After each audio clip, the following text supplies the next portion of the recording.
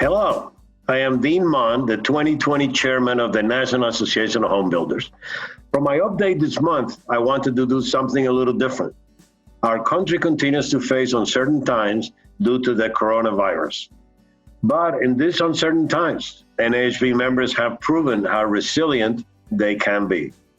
That is why I have invited a special guest to join me today to share how he has used his present circumstances to his advantage. Stephen Carson is a custom home builder from South Carolina and a member of the HBA of Greenville. For the past 10 weeks, he has gotten creative in his business practices while maintaining quality service to his customers and following safety guidelines. Stephen, thank you for joining me. I hope you and your loved ones have been able to stay healthy during this time. I've been all good. All right. So I would like to start by asking you to tell us all a little bit about your business before the coronavirus hit. What does a typical year look like for you? Okay. So CarsonSpeer Builders, we're here in upstate South Carolina. We primarily work in the Greenville area. And our company mostly consists of new construction. I would say probably 70-30. So 70% of our business is new construction projects. About 30% is large scale remodels. And we typically fall on the higher spectrum, higher end luxury spectrum. So most of our new construction projects are $1 million and up. And our remodels are on the larger side as well. They're typically whole house remodels, $400,000 plus. Mm-hmm. We're relatively small in terms of volume. We maintain anywhere from 10 to 14 projects a year. And that puts our annual revenue, the last year has been 7 million, somewhere in that ballpark. And that fluctuates a little bit because some of our projects start one year and they tail into the next. Oh. And, so it floats a little bit, but that's about the volume that we see. And as far as what the coronavirus has done, our volume hasn't changed significantly. And there's a couple of reasons for that. One is the hard work by our local chapters of the HBA, both in South Carolina and the upstate. They've got a good relationship with our local government and our state government. And so provided that our industry maintains a bunch of the social distancing guidelines and personal protective measures, we've been deemed an essential business and we've been able to continue to operate, which I really appreciate. There's nothing good that comes from having a half-built house that you have to shut down. Oh my gosh, yes. So it's a good thing. So our new construction, we haven't even seen a blip on the radar. What we have seen on some of our remodel projects, if the home is occupied, those have either slowed down or even new inquiries on remodels to occupied homes have slowed down. But the large scale remodels and the new construction, if anything, have picked up some. How have the coronavirus and social distancing measures impacted your workload? Have you seen a decline in job requests or contracts? No. I mean, for us, we really haven't seen a change at all. Go into a little bit about why I think that is.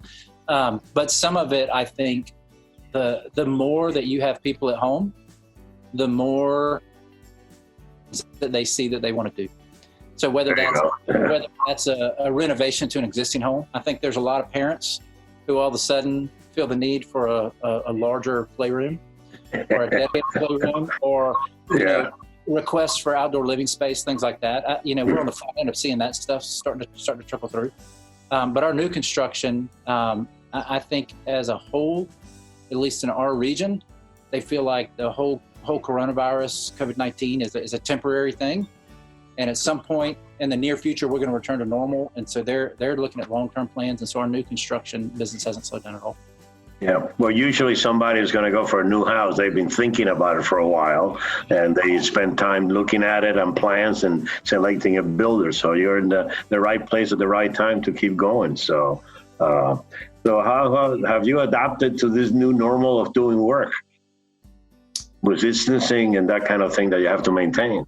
Yeah, I mean, there's some on-site job measures that we take precautions. There are some challenges. I mean, if you've got a heavy piece of material that you got to lift, it's hard to keep guys 6 feet apart. There's some challenges for that. But when necessary, obviously, if guys are sick, we don't want them there. We've got some subcontractor crews that they've had someone test positive, and so that whole crew goes into quarantine for a certain number of days. But on our job sites, we're doing the normal stuff: hand washing, staying apart best you can, those kind of things. Yeah. So do you think you will continue to conduct business virtually in the future, even when no longer necessary? I think as far as it relates to our clients, I was speaking in terms of what it looks like on our physical job sites, but as far as conducting business and interacting with clients, we were well equipped for this scenario when it came. Our company, me and my business partner, James, made the decision in 2012 that we were going to take our entire company and go paperless and do everything cloud-based. Wow. So we began the process of converting all of our job files and every new job going forward to a paperless mindset. So everything from drawings, specifications, permits, use and care guides, job site photos, correspondence, selections, all of that stuff, we started storing in the cloud. And there were a couple of reasons we did that. A is because we decentralized. We no longer wanted to have a physical office. And so everybody that works for us and with us does not come to a central place anymore. What we found was that most of our time was spent on job sites anyway. And so we set up the process so that we could have all of our information accessible, whether it's from an iPad, whether it's from a phone, whether it's from a laptop, whether it's at your home office on your desktop. All of that information is available to everybody in our company at any time, anywhere. And so when we're on the job site with a client before this happened, and they can't remember a selection that they've made, we're quickly able to pull up their job file, show the specification for that fixture, that faucet, any of those things that we need. So in that sense, because we were already set up to where we weren't coming to a central office location, we were well equipped for that. And I kind of liken it to a pizza place that was already set up for carry-out delivery. There you go. They weathered this a little better. Because they do. Maybe a dine-in restaurant. They were already ready for it.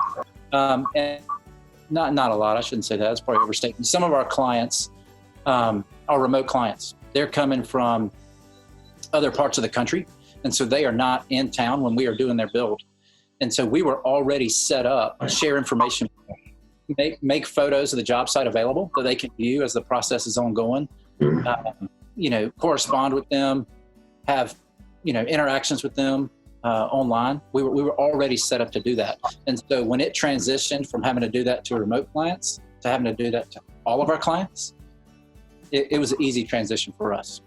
And so it just worked out. We already did our company meetings. We have a company meeting at CarsonSpeer every Wednesday morning. We were already doing that on Skype.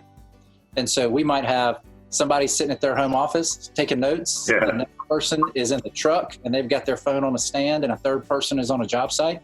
And we're all going through, all of our different projects, what's going on, what needs to happen with scheduling. We were already doing that. And so for us, when that became almost mandatory, because we were already used to it and we were already set up doing it.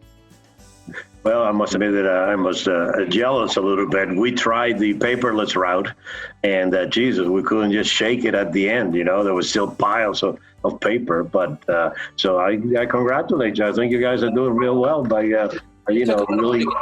That's right. But yeah, once you start, you got to stick with it.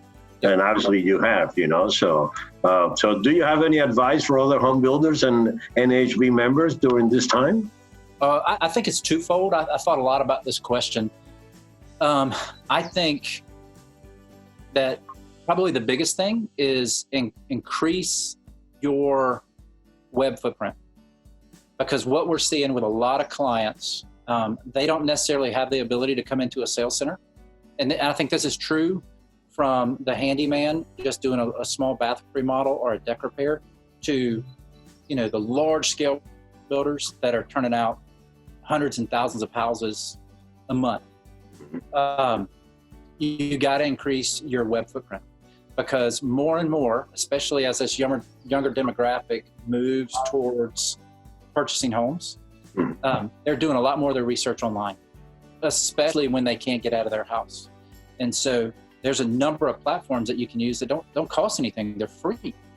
But you can get on Instagram, you can get on all your social media pages. They're free, and there's no reason not to have them, not to be advertising the product you build, advertising the relationships you have with your clients, leveraging your good reviews.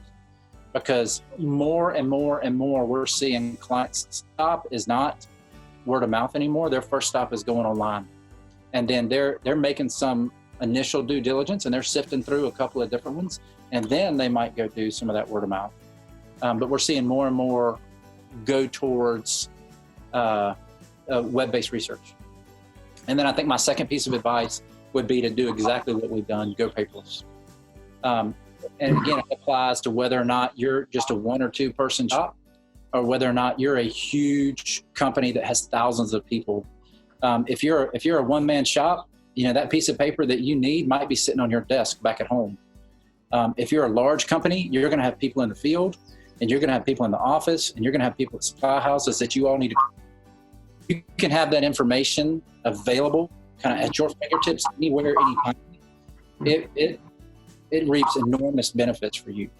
And so for us, a little bit what that looks like when we've got a client, whether they're local or whether they're a remote client 2 states away, we've got that information at hand. And so when we're having a conversation with them, either over FaceTime or just over the phone, and they've got a question, or we're asking them a question about something that they can't physically see, we've got the ability to pull job site photos off, shoot them to them, pull specifications off, shoot them to them. We can do screen shares on Zoom and pull up all the information that is anything involved with their project is already available at our fingertips. And so I think our industry is moving that way. And I think more and more of our clientele not just appreciate it, but are starting to expect it. And so the less that we do that, I think it's going to become, it's going to inhibit work rather than the other way around. Yeah, it is it's very refreshing to listen to you, because yesterday I had a meeting with most of our, if not all of our chairmen, which is close to 40 of them. And it was amazing to me how many of them have done the same thing. They discovered that by having this Zoom, they can do things that the smaller associations don't have to pay, and they can have, get their education that way, or they can do this, and they respect things that are happening, and they're really taking care. So I think this is one of the things where we see, somebody gives us the lemons, and we're going to make lemonade. Technology's there, and it's inexpensive. I mean, even the smallest guy can afford an iPhone, or he can afford a tablet. And so it's a principle, and it's an idea that's applicable regardless of the size of your home building company, and it will reap benefits regardless of your size. It's incredibly scalable, and it's been a huge help for us, especially now. Well, thank you, Stephen Carson, for speaking with me and sharing your insights. Our industry will certainly be a leader out of this hard time because of dedicated members like you. So we appreciate what you do. And to learn more about what NAHB is doing to address the coronavirus, visit NAHB.org and coronavirus. And I myself look forward to one day come visit your project. Come on. We can do it and, see what you're doing, how you're doing, because you always learn. And that's one of the things I loved about traveling for NAHB. You always learn something.